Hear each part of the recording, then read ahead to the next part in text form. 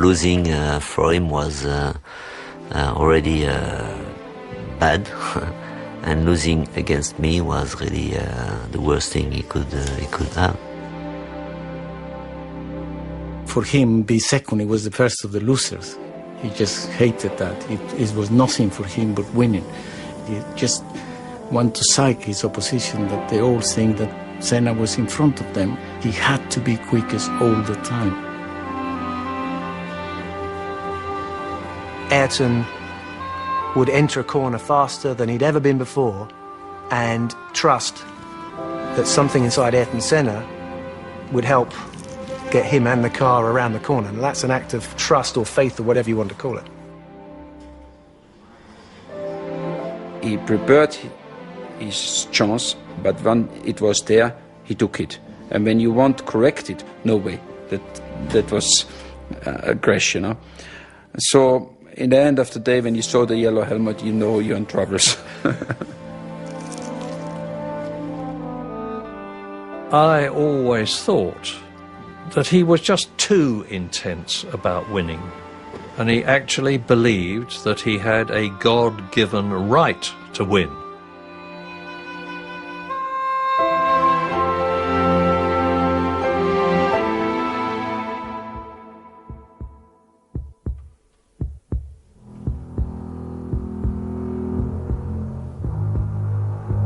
You think you have a limit.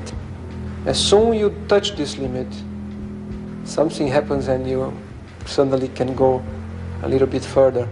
With your mind power, your determination, your instinct, and the experience as well, you can fly very high. Ayrton Senna's talent, commitment and determination carried him beyond normal boundaries. He displayed a supreme ability behind the wheel of a racing car, but he also demonstrated an immense depth of character, of thought and of emotion. His tremendous rivalry with Alain Prost throughout the late 80s and early 90s extracted every element of his genius. But if there was one area where Senna truly flew high, it was racing in the rain. His precision in the wet, it was just unbelievable. He just filled the car so much more. In the wet, you have to be very precise. You cannot make any judder with the steering. Or you got to be much more gently with it. And Ayrton filled the car much more than any other driver. First of all, looking out of my commentary box window, I saw the worst weather that I have ever seen at any race anywhere in the world. And it was rather embarrassing to me as an Englishman that everybody who thinks that it always rains the whole time in England was getting their suspicions proved. Ayrton was always very, very fast when it was wet. And this day we had a little bit everything for him and a little bit everything against us to look stupid. We employed somebody for the weather forecast, you know, and he was at the airport, close to the track at Donington, and we were in permanent contact with him, you know.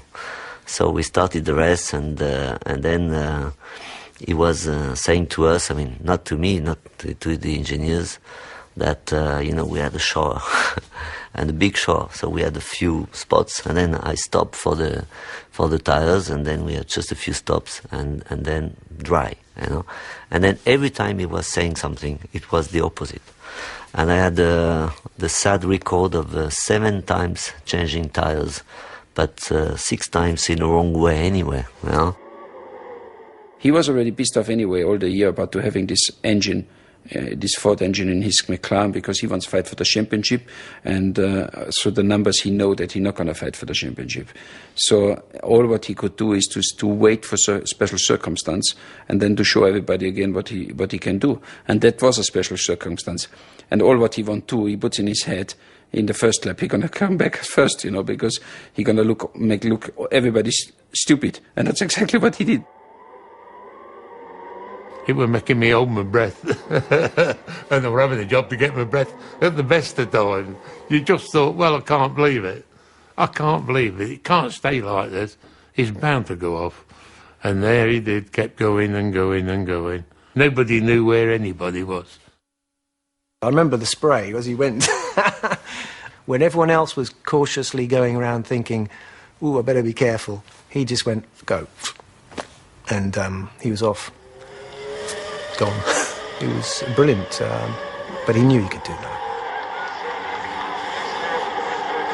I was here, and it's the other end of the pitch to give the trophy away, and I should have still been in hospital till the following Tuesday with heart problem I had.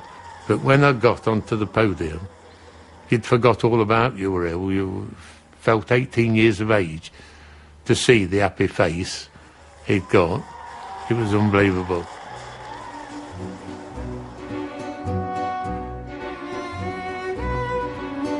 His roots were firmly grounded in the sprawling steel-making city of São Paulo, the industrial heartland of Brazil. Here, amid the energy and bustle of South American commerce, Ayrton developed his talents on the kart track at Interlagos and began a collection of trophies that would become greatly cherished by his close-knit family. O Ayrton sempre foi uma pessoa extremamente determinada. Ele sabia exatamente o que ele queria e ele ia atrás daquilo até conseguir. Ele era extremamente persistente. Quando ele era pequeno, a gente chamava ele de teimoso, porque ele ia assim até o fim, aonde ele queria chegar. De criança eu lembro muito a época que ele corria, que ele treinava de kart, da época que ele inclusive foi viajar para fora, e nas vezes que ele fez para fora para correr em campeonatos de kart,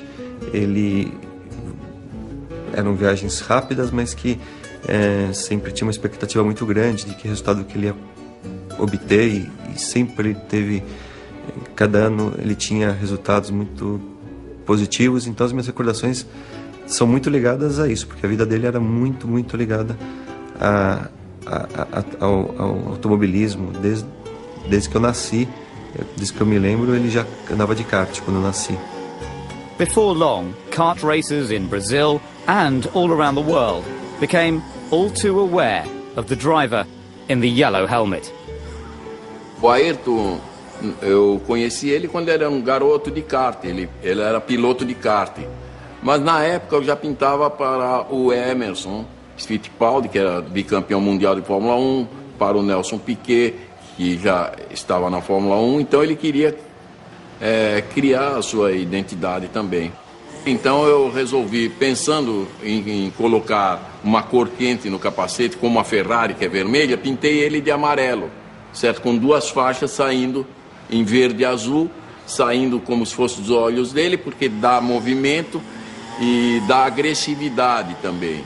Então assim foi feito e foi composto as cores do país, em verde, amarelo, azul e branco. Quando Ayrton retornou, ele quis adotar essa pintura, que ficou para sempre a pintura dele. Foi isso aí.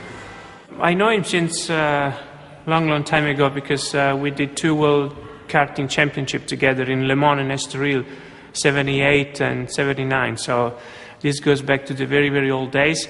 And he was very, very committed. He had this, this star, these eyes. He was exceptionally committed, I think, more than anybody else. A gente sempre foi uma família super unida, e quando Ayrton foi morar na Inglaterra, todos nós sentimos muito, e ele também, né, a falta, a distância. Então a gente muitas vezes ia para lá, ou quando ele podia vir, para poder ter essa proximidade maior. Ele escrevia muito. Cada corrida que ele fazia, ele escrevia detalhando cada curva, cada coisa que ele tinha feito. A gente tem essas cartas até hoje, e mesmo à distância o contato sempre foi muito, muito próximo. Como o Ayrton, quando foi para lá, ele não sabia inglês, então ele ficava em frente da televisão, horas e horas, tentando entender o que estava se passando, procurando aprender a língua e se concentrando. Ele também não sabia cozinhar, nunca soube, e na verdade ele passou alguns anos comendo ovo frito, ovo cozido, ovo mexido, todos os tipos de ovos possíveis e imagináveis, porque era o que ele conseguia fazer. Quando o Ayrton me procurou, em 1984, em janeiro, ele tinha muita preocupação com o preparo físico, com a sua saúde, porque ele era muito magro, uma pessoa realmente fraca, e era até chamado franzino Ayrton Senna pela mídia. Nós iniciamos um trabalho, percebemos a vontade férrea que ele tinha de buscar ser mais forte, mais resistente. Era uma pessoa que tinha uma força interior muito grande, porque ele não media esforços. Se alguém perguntar qual a diferença do Ayrton, é esse fazer. Porque saber de cabeça é não saber nada. E eu falava muito para ele isso. Ayrton, o sábio não é o que sabe, o sábio é o que faz aquilo que sabe.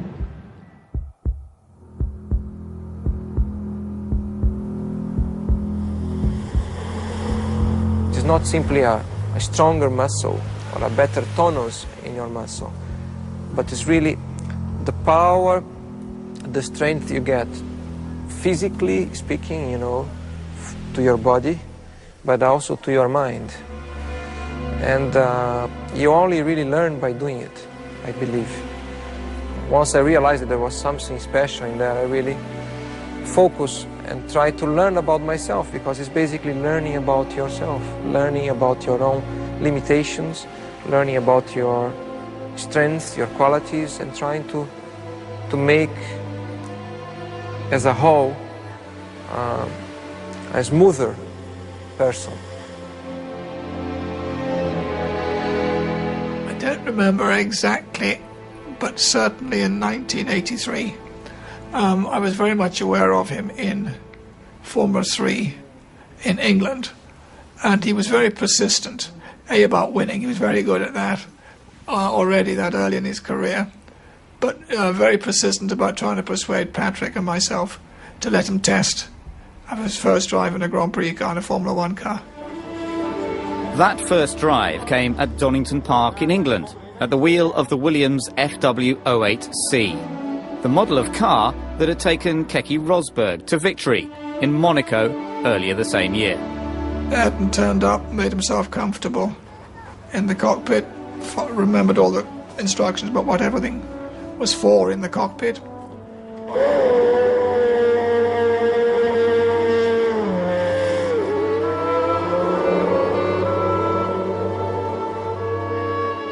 At the time, he was only halfway through his first season of Formula 3, but he was totally undaunted by the Grand Prix car with triple the power of his usual mount.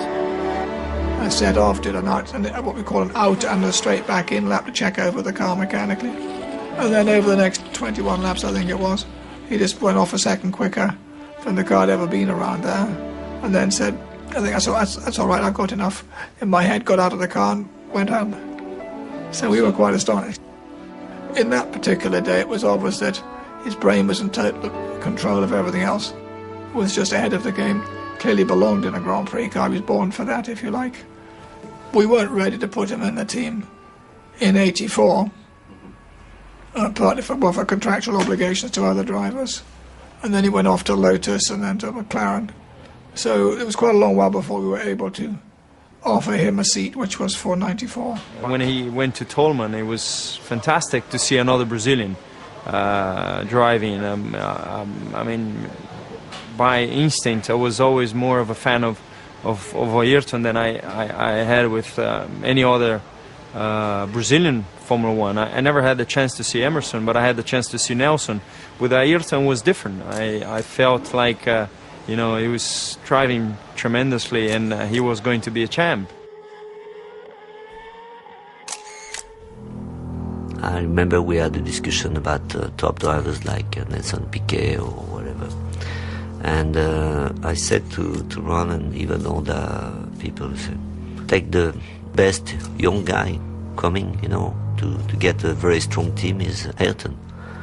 They all said, why you want to have Ayrton, you know?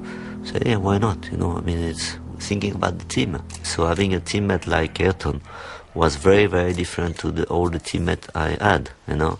And also for Formula One, it was really exceptional to have two drivers of this same caliber.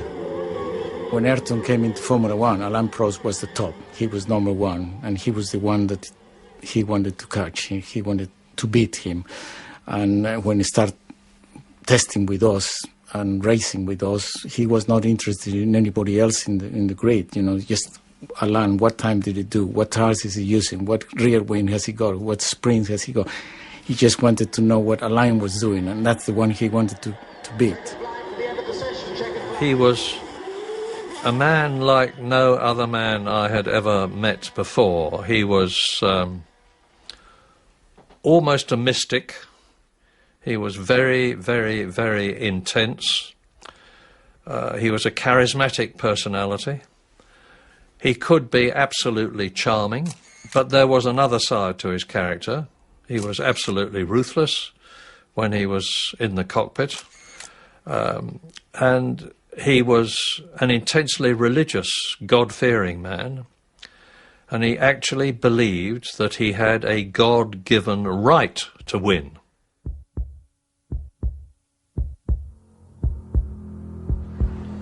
The main thing is to be yourself and not allow people to disturb you, to be different because they want you to be different. You gotta be yourself. Many times it's through a mistake, due to your own personality or your own character or interference that you get on the way, that you learn. And the main thing is to make sure you learn through your mistakes and get better. I believe in the ability of focusing strongly in something, then you're able to extract even more out of it. His whole life was concentration for the race or for the championship. He had no family, no children, nothing, you know, so it looks like he was living only for that. Ma durante le corse la cosa più difficile è quella di tenere la concentrazione, essere sempre concentrati, di non avere problemi che possono distogliere l'attenzione ai problemi reali della corsa, essere preparato tecnicamente e sapere cosa fare nel momento migliore e non fare errori né dal punto di vista tecnico né dal punto di vista umano. In the time of the very sophisticated racing cars we had, with skirts and electronic suspension and all that, where you have to put the car up on the straights and then lower down before the corner. You have to do so many things on the car. Ovviamente qualsiasi pilota che partecipa ad una manifestazione sportiva automobilistica, a prescindere che sia Formula 1 o altre categorie, è esposta a dei rischi. Questi rischi sono considerati, nessuno corre senza utilizzare la testa, perché un pilota senza la testa non ha futuro. Un pilota senza la testa ha una carriera molto breve, perché farà molti incidenti e si farà sicuramente male. Quindi questa è una categoria dove serve essere veloci, performanti, costanti e intelligenti. As a racing driver, one has to be in tune with your emotions, your body, your mind, your psychology, all these things. So I think Ayrton had those qualities in abundance, and he was questioning. He seemed like a driver who was constantly questioning what it was to be a racing driver. Once he get into the concentrate, he didn't feel anymore any pain, he didn't feel anymore any stress, he didn't feel anymore. He was just in another world. As we all been, a kind of, but his one, he was more intensive. He was a step ahead. There's a state of mind that one is raised to, where it becomes sort of transcendental And Ayrton spoke about things to do with his concentration when he was in qualifying. He talked about a state of mind that he got into whereby he was there but not really driving the car. And these are things that speak of his level of concentration that he achieved as a racing driver. You had to do these famous qualifying laps. It was something where you was in the box, you watched still the monitor, you watched your competitors, you had to talk with your engineer, how is the wind, how is the sun, how is the asphalt temperature. And then suddenly the engineer told you, now let's go.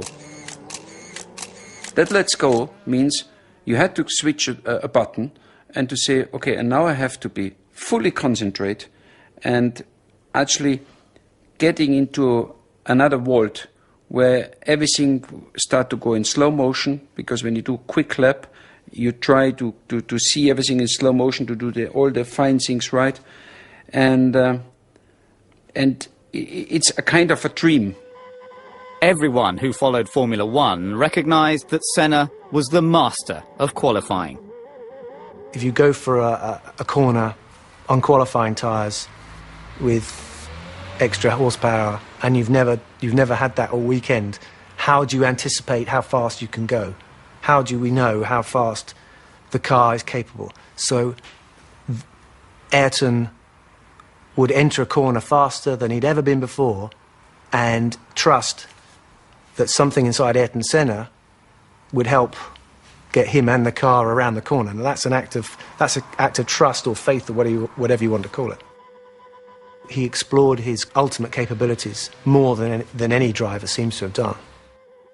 The thing with him, he was such a good driver that he used to adapt to the car. When he couldn't make the car going quicker, he could make quicker a wheelbarrow, whatever you give him in his hands, he could make it quicker, because he changed the car and he didn't get it to his liking. Then he adapted to the car. How many times you have a car that is perfect how you like it? When you have a car that is perfect, Alain was unbeatable. Alain Prost was really good when the car suited him, but it suited him just a few times, not always. I was doing all the tests, and in winter I was not testing. I was doing all the tests for him, and to set up the car, I don't think he was the best driver, but driving mentally and getting the pole and being quick on one lap, and he was really the best, So I don't think I learned very much, because it's a little bit easier to learn about the car and the way you can improve the car than the mental way, because you cannot change your mental just like this when you decide it, Fórmula 1 tem uma exigência absurda. Não sei se você sabe, o piloto tem uma frequência média de 180 batimentos por minuto. É uma loucura, com picos de 220, 230. E apesar de ele estar num carro aberto, o calor é muito grande. Então a exigência do piloto é completamente diferente de qualquer esporte. É muito estressante.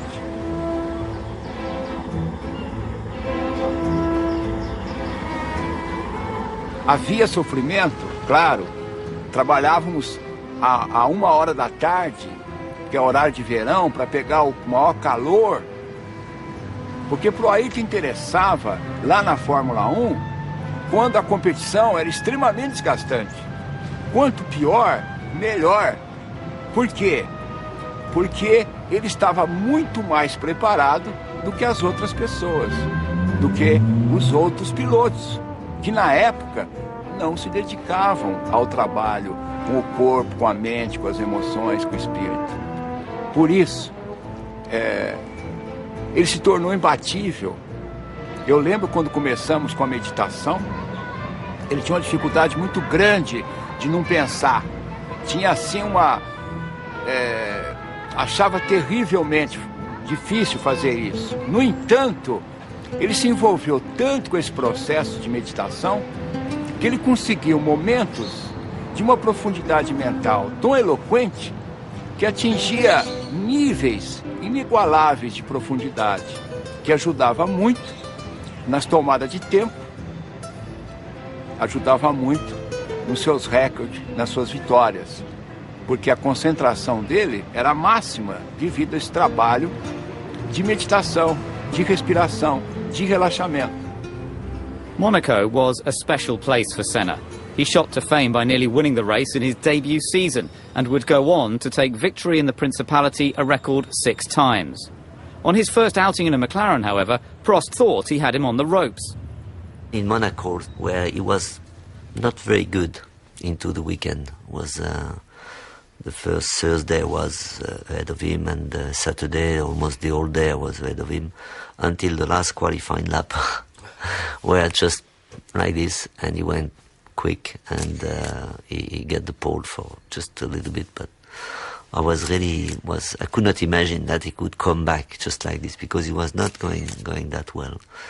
And he said in a press conference that he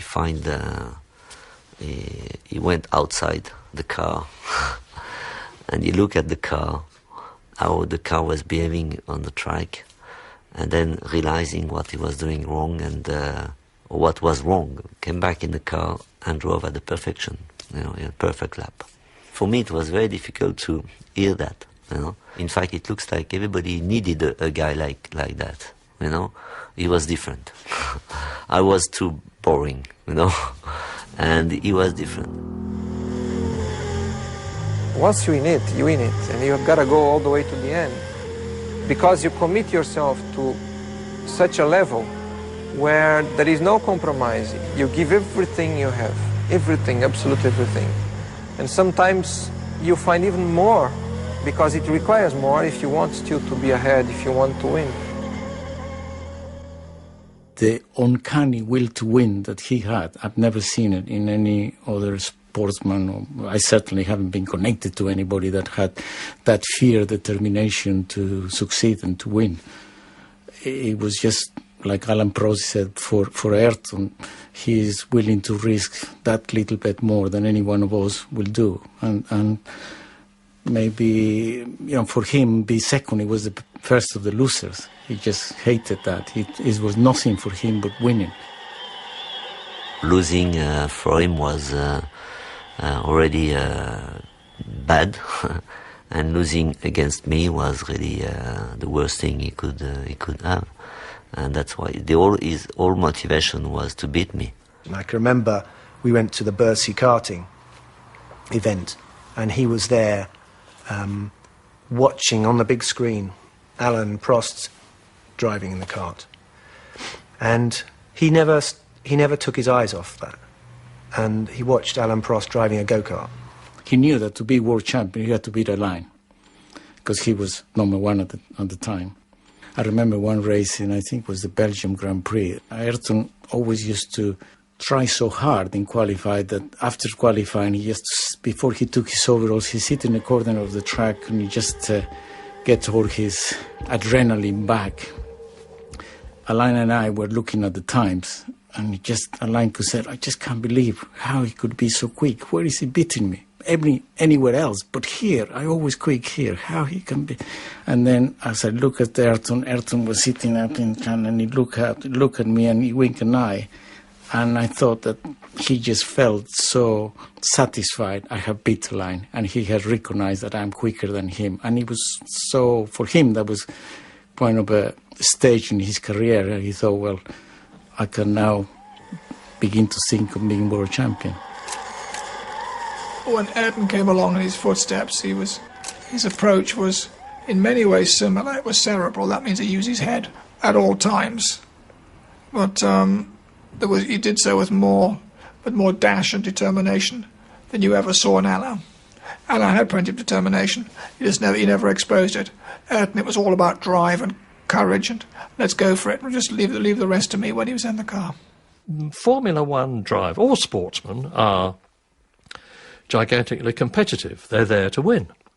And you've got two very different people in Alain Prost, the professor, who was quiet, very quiet. He always spoke very quietly indeed. Very, very smooth, very experienced. Up against Senna from South America with a very different temperament. And so it could not have been better from a journalist's point of view or a commentator's point of view. The fact that we were fighting so hard together, we were putting the level of, the performance of the car and the team at a very high level. And if you're talking about the briefings, we were spending 3, 4, 5 hours into the briefing. It was for 2 reasons. First reason is to improve the car and the team. And the second reason is to be sure that we could not forget something that could suit us or suit me, for example, better than Ayrton, or Ayrton would think of something suit me better than Alain. At the end it could also become a psychology. If you have a briefing, there's no way that I could go out of the briefing before Ayrton. And Ayrton could not go out of the briefing before me anyway. So we were going out together. I waited for 4.5 hours outside the motorhome while they were having this minute discussion about this and that. And then the door opened and Alain Prost came out. And he came down the steps and I said, "Alain, in God's name, what do you talk about in there for 4.5 hours?" And he said, "Oh, Murray," he said, "this and that, but I do not like to be the first to leave." The intense nature of the battle between the two McLaren teammates led to a deterioration in their personal relationship.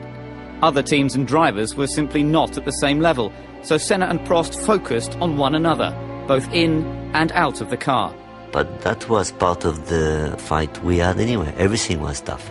On the track, outside the track, setting up the car, all kind of things was really just at the limit all the time. We also knew that if we were quick and fast and a winning car, that was also because of us, because of the drivers, because we were dominating, Formula One. It's not pretentious to say that. Eu acho que o Ayrton e o Alain foram pessoas que precisavam muito uma da outra, porque para eles poderem desenvolver os próprios potenciais no top, da forma mais perfeita, a competição do outro ajudou justamente a chegar nesse desenvolvimento máximo. Acho que o Ayrton não seria o que ele foi sem um Alain Prost. E vice-versa. Acho que o Alain não teria sido o que ele foi sem o Ayrton Senna. Uma vez perguntaram para o Ayrton se ele tinha inimigos. E eu acho que o Ayrton respondeu uma das coisas mais lindas que ele respondeu em todas as suas muitas entrevistas. Ele disse que a vida era muito curta para se ter inimigos.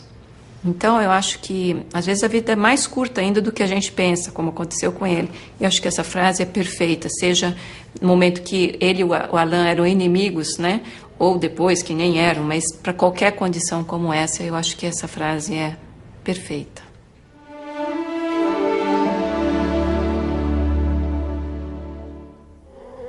When you are under a lot of pressure, in a critical moment, in a championship or in a particular race, it's the one that can put together the combination between aggressivity and calculating things that will get the best result.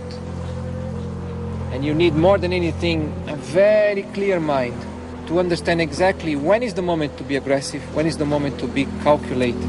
To win a championship, you need the combination of those elements in the right doses at given moments. The lifestyle enjoyed by Ayrton was that of the rich and famous. Beautiful houses, lots of toys, and opportunities to relax. But his love of Brazil and for its people was reflected in the way they felt about him. He was idolized by the ordinary men and women in the street, and he's still idolized today. Máximo. pessoa extraordinária, maravilhosa. Foi embora muito cedo. Vagabundo, meu, é ele! Esse pra nós aqui é o melhor do mundo.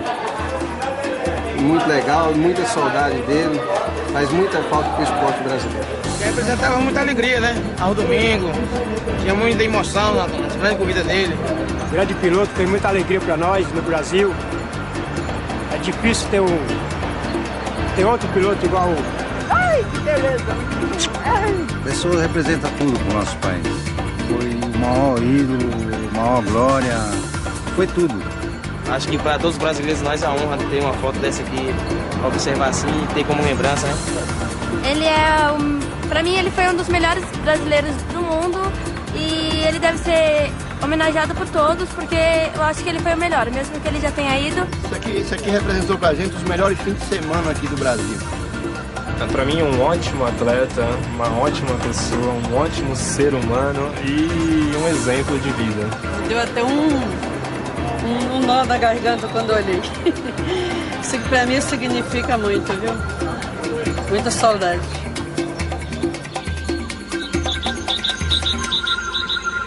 Despite the access that Ayrton had to his own slice of paradise, he was always aware that there were many Brazilians who battled not for world championships, but simply to put food on the table and keep a roof overhead. And it mattered to him more than many people knew.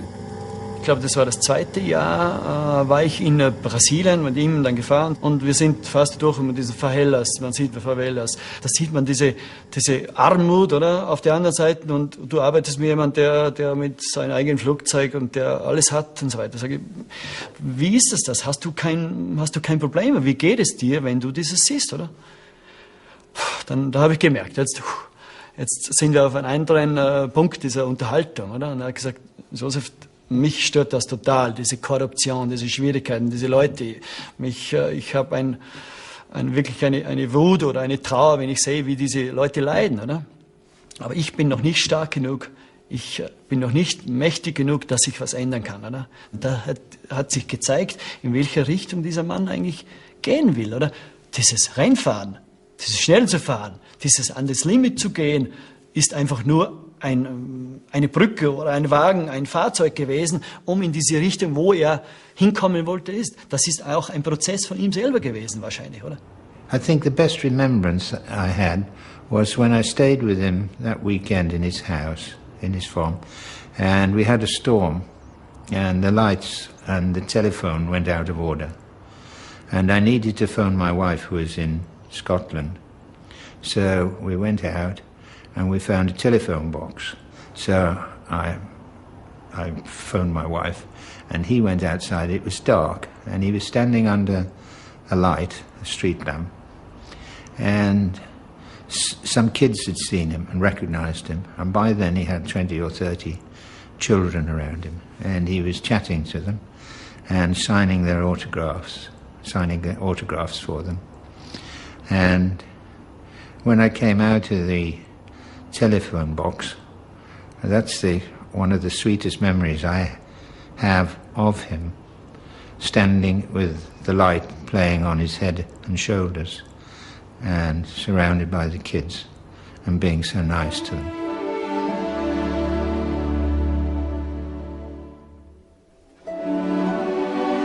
Dois meses antes do acidente, o Ayrton me procurou e disse que ele gostaria de fazer alguma coisa para ajudar crianças e jovens e me pediu para pensar a respeito e a gente voltaria a conversar. Só que essa segunda conversa não pôde acontecer, porque logo depois, 2 meses após isso, já aconteceu o acidente e então minha família e eu decidimos levar adiante essa ideia e plantar essa semente que o Ayrton deixou e foi assim que nasceu o Instituto Ayrton Senna. Dividir, compartilhar uma coisa que ele teve a chance de ter, mas que a maioria das crianças brasileiras não teve, que se chama oportunidade de ter educação, de ter saúde, de ter futuro e esperança. Ayrton's standout amongst Grand Prix drivers was that he knew there was something outside Formula One. And I think he made that his mission in Formula One, to build himself a platform so that he could express how he felt about things to do with humanity, things to do with people. And maybe his approach within Formula One was ruthless sometimes, maybe not humanitarian even, but there's no question that what he felt was a deep empathy with mankind and with the problems in the world. We are made of emotions. We are all looking for emotions, basically. It's only a question of finding the way to experience them. There are many different ways of experiencing emotions. Perhaps one different thing, only that one particular thing that Formula One can provide you is that you know you are always exposed to danger. Danger of getting hurt, danger of dying.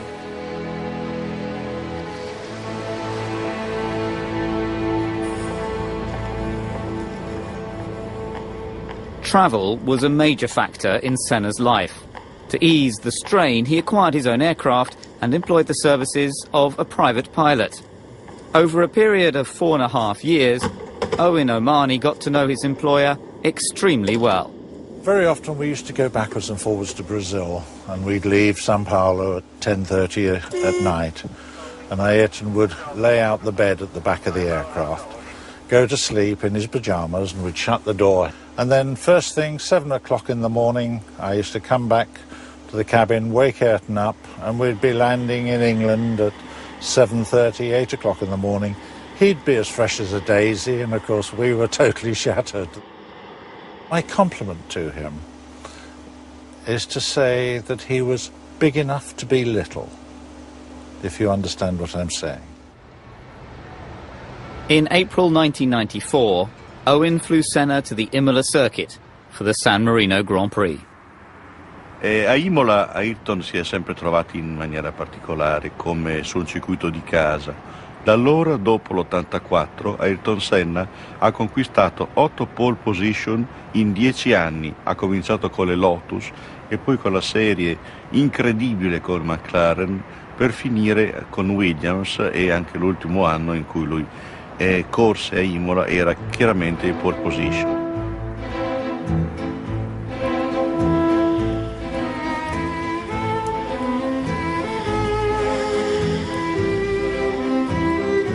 Lui era solito scendere non a Imola città, ma soggiornava a Castel San Pietro, dove c'era un albergo che gli piaceva particolarmente, aveva la pista per l'atterraggio dell'elicottero, era particolarmente chiaro. Era l'Hotel Castello dove lui e la sua squadra risiedevano. Era una persona comunque molto semplice, dolce e soprattutto riservato. Infatti chiedeva spesso di mangiare qui da noi nel ristorante, però voleva magari l'ultimo tavolo, quello più nascosto, più diciamo lontano dalle persone. The whole weekend was terrible. I mean, when first of all the accident of Ruben Barrichello. Then the day after, Roland Ratzenberg,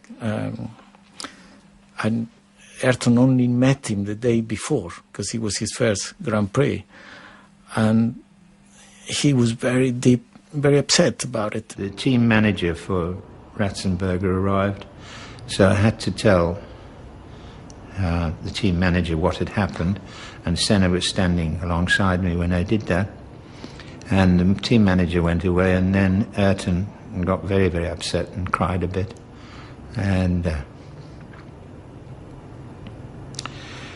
that's when I said to him, you know, Ayrton, you've been 3 times world champion, you're the fastest man in the world, and you like fishing, so I said, why don't you quit, and I'll quit, and we just go fishing. So when you asked him a difficult question, he wouldn't answer immediately. He would think. And he could see he was thinking, and how was he going to deal with that suggestion. And then finally he said, "Sid, I can't quit." And I suggested to him that he didn't drive the rest of that weekend. And he said, "And I've got to drive. I've got to drive tomorrow." He said, "There's no way that I can stop driving at the moment."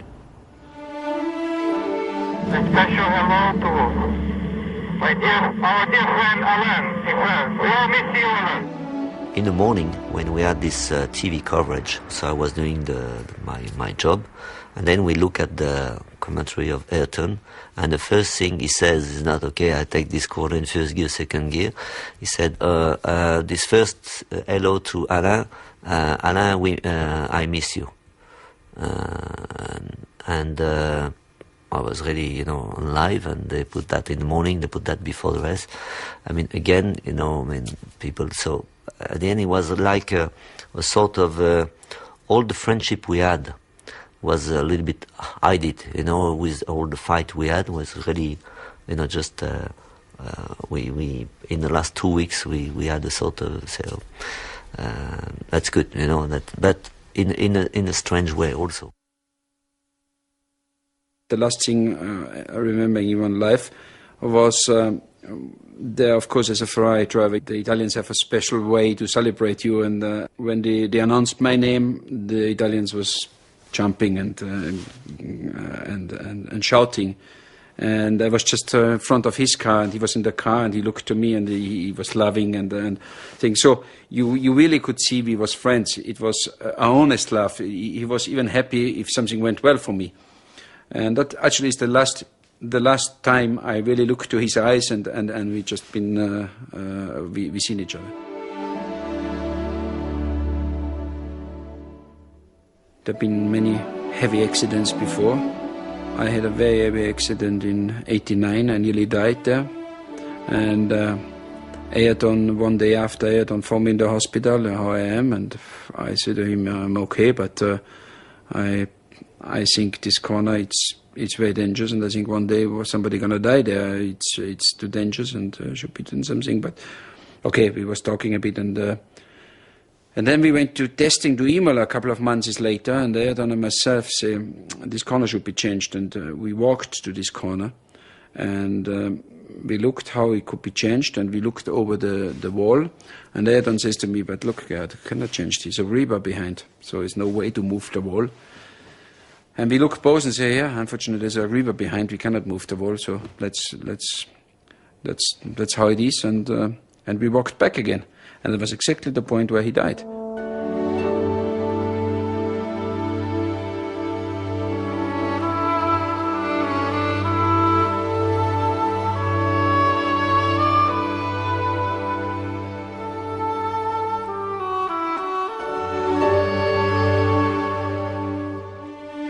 It was the worst day in the history of Formula One, because although many drivers were killed in Formula One before Ayrton Senna, none of them were as famous.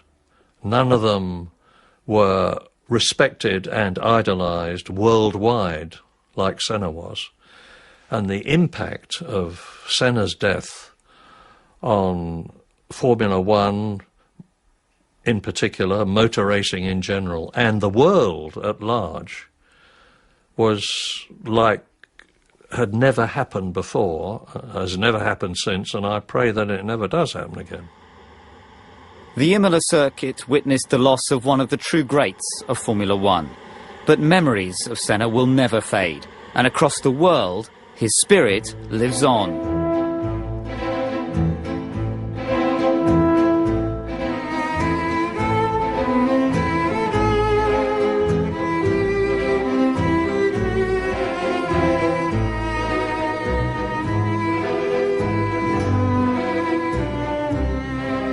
A ideia que eu tenho é que ele está muito próximo. Eu não sei como explicar.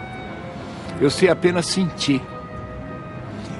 E a certeza de que ele está muito próximo, porque nós temos essa coisa com a morte, de que não devemos falar, não devemos pensar. A nossa civilização ela renuncia à morte. Então, esses 10 anos, parece que fica mais profundo, mais intenso, porque vão surgindo coisas no nosso inconsciente, esquecidas da sua meiguice, da sua forma de ser tão simples, que era a coisa que mais me marcou, era o jeito dele, humilde, simples. Uma vez o Ayrton disse que os ricos, as pessoas ricas, não podiam continuar vivendo numa ilha cercada por um mar de miséria, que todos nós respirávamos o mesmo ar e a gente precisava dar uma oportunidade, ao menos uma oportunidade fundamental para as crianças e jovens. Então essa é uma visão que o Ayrton tinha, que eu tenho, e nasceu da minha família, como uma educação, com uma educação de valores que respeita a pessoa do outro e pensa que é importante que todos nós possamos ter oportunidades, dar certo, respeitar as pessoas e ser responsáveis, ser corresponsáveis pelo próprio país. Nesses 10 anos de trabalho, nós estamos completando também 10 anos esse ano, nós atendemos a 3.930.000 crianças e jovens em todo o país. If I did the things I did, it's because I had, first of all, a good opportunity in life to grow properly, to live well, live healthy, learn a lot, and I was led at the key moments to the right direction, I believe.